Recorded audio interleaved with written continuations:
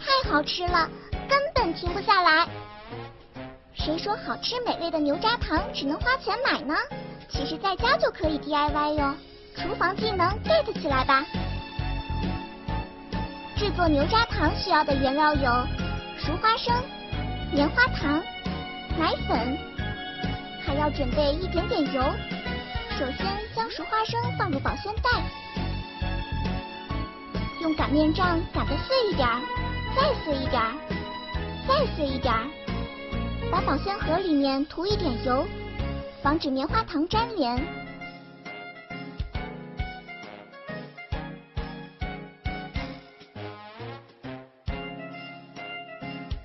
然后放入棉花糖，打入微波炉中，高火略待1分钟。再把碎成渣渣的花生和奶粉混合，搅拌均匀。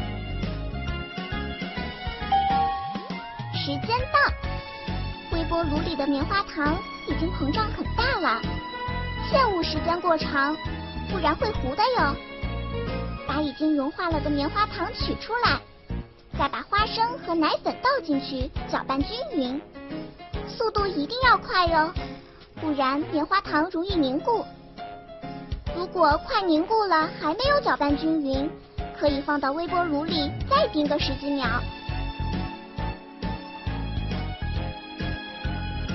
然后把软趴趴的牛轧糖放到保鲜袋中，趁热蹂躏成长方形。等牛轧糖放凉后，再打入冷库，冷冻1-2个小时，让它彻底变硬。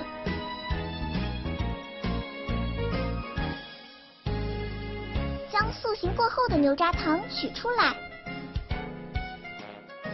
砧板上撒一点奶粉，再把硬邦邦的牛轧糖切成小块。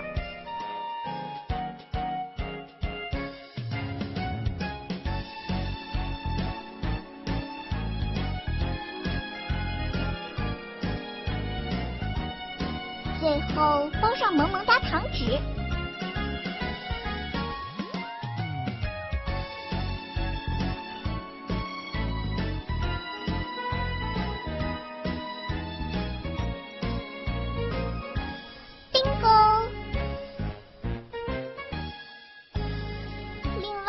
我们还可以依照个人喜好，把牛轧糖里面的花生换成杏仁、腰果、核桃仁什么的，喜欢什么就任性的放吧。